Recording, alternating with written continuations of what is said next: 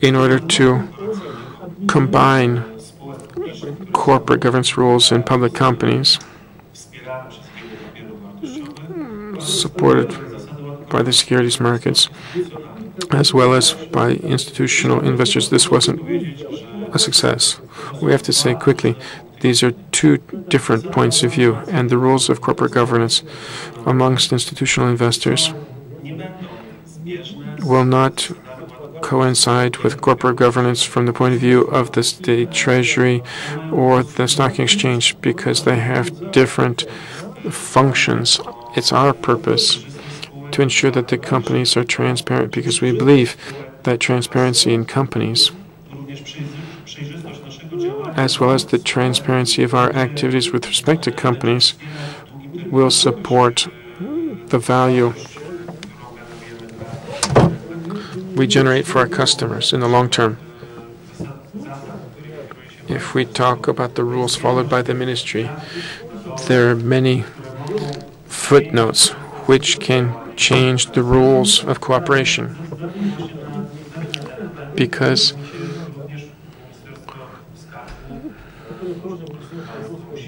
the state treasury has to follow other rules, and unfortunately, it'll never be the case that these two will be fully convergent. So you can't really reconcile fire and water. We'll come back to this discussion next year, ladies and gentlemen. So as we close up this topic of corporate governance, I'd like to ask you one question and I'd like to ask you for a quick response in terms of yes or no. Minister Tamborski referred to something that was very important, which seems to be missing in the Polish economic system, especially with respect to large companies.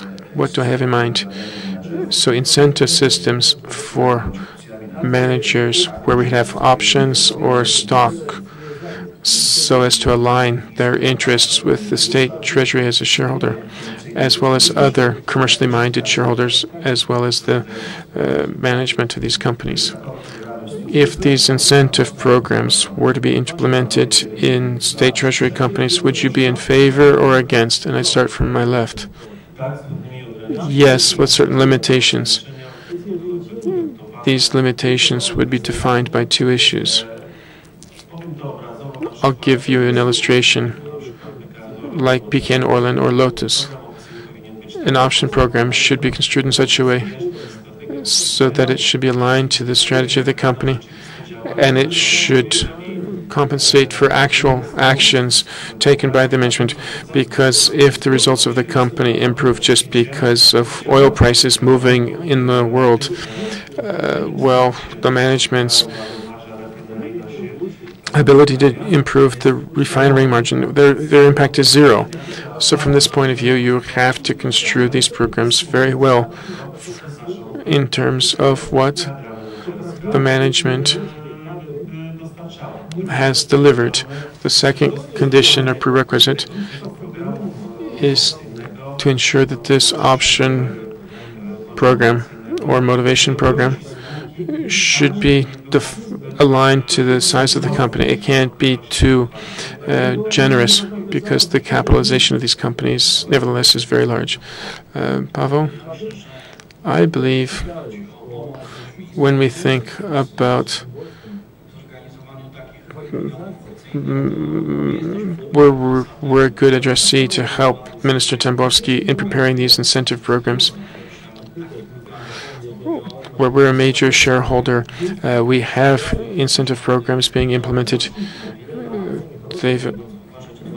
We'll provide you with our assistance, and we're generally speaking in favor of such things like this. This supports companies' developments. Generally speaking, I would say yes. We look at last acquisition of Vattenfall, the largest one last year. After that acquisition, because the market treats this acquisition differently. So in terms of the expansion of operations of the group, and from a business point of view, this was very justified, but the prices were about price, and I received a number of questions from investors whether or not the managers of Tauron have shares in Tauron, and I said yes. I purchased an additional pack or stake of shares in Tauron after that transaction took place.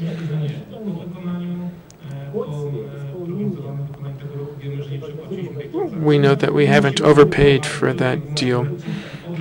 If you look only at the Polish market, some people might say that it was too expensive. We don't agree with that.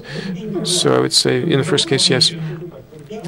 When I became a management board member of a listed company right after the IPO, I asked one of the members of the boards of a large bank, it was a question, when you make a decision at the management board meeting, do you think how this decision might impact the share price? And I've received the following response. Mr. Krzysztof,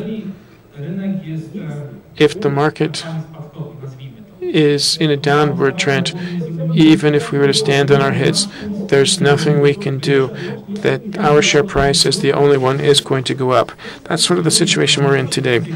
On the other hand, the key decisions give consideration to growth of value over a year or longer period of time. So if it's a normal decision, then I would say yes, and then I believe our decisions contribute to share prices. But when the market is moving down, I think regardless of what we would do, this will not exert any major impact. And I think this is a response to the question posed by the gentleman from ING. In our incentive programs, we look at companies that are better than the market. The fact that the share price is falling, that's sad, and so on and so forth. But if you're doing better than the peers, that's something that's very positive for the company. So you have to fight in all conditions.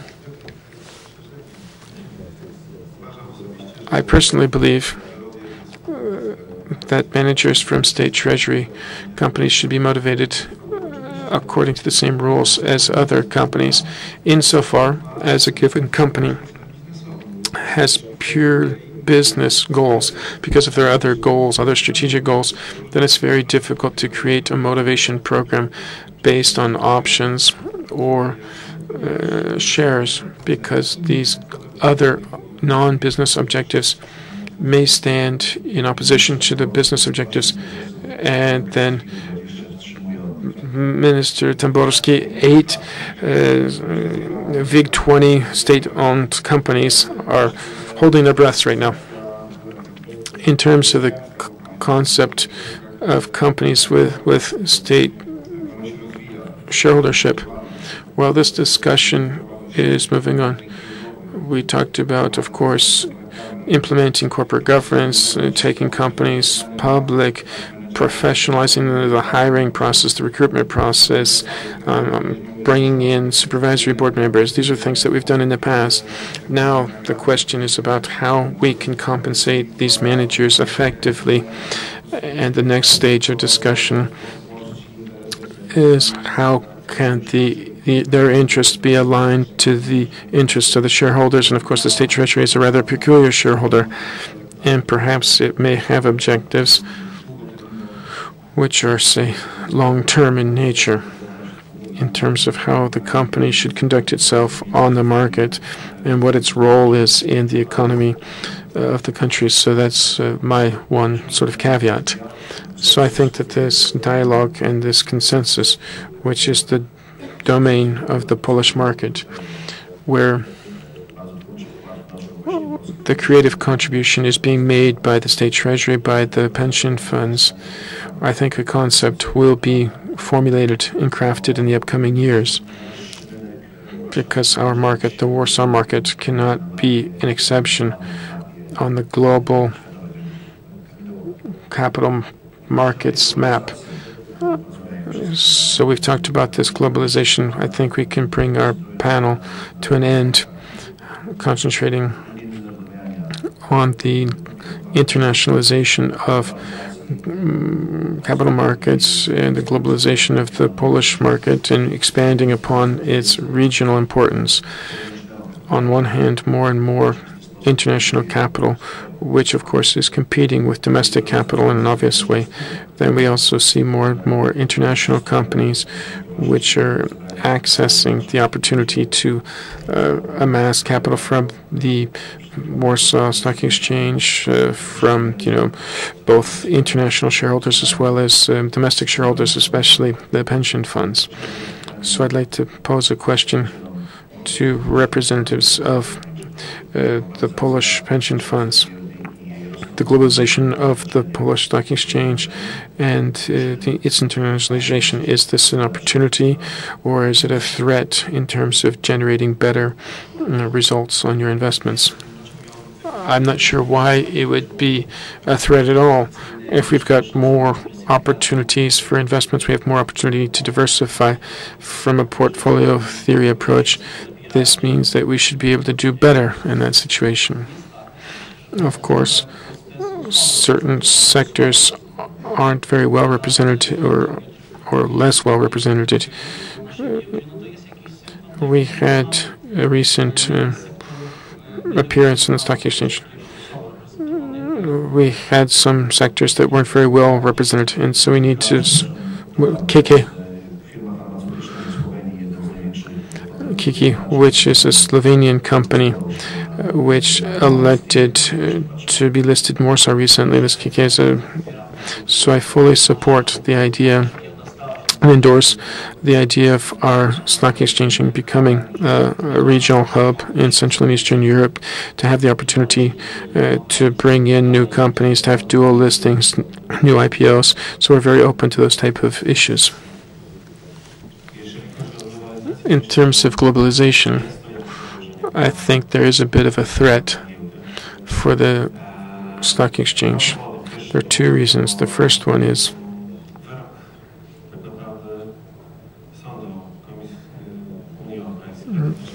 the European Court of Justice, which talked about the opportunities for investments by Polish investment funds abroad. So this has been blocked for many years by the state treasury. We're going to diversify, and this means share prices may fall, and especially those companies that are listed in Poland under dual listing. We see that there's so much lower trading volume than on their home markets. This is observed across the market. So from the point of view of the client, it's best to enter into transactions where you have the lowest differential between bid and ask prices, and this is where you have the greatest trading volume. This is a threat, but it's also an opportunity because this shows the direction in which the exchange should move. It should attract those companies where the Warsaw market will be its home market. This is where the trading value should be the highest, trading volume should be the highest, and I think that should be the direction of operation for the stock exchange.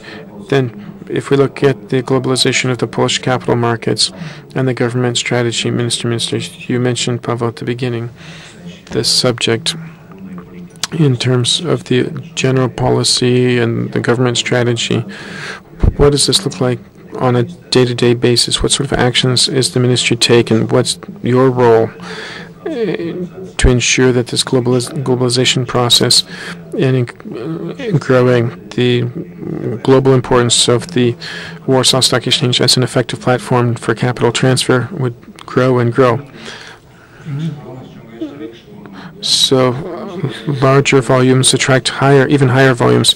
So the strength of the Warsaw Stock Exchange should look for global investors, large investors, international investors, global investors to work and invest on the Polish market. So this capital and the availability of capital will attract companies, and interesting companies will attract capital. So there's no doubt that we should be keen on being open here.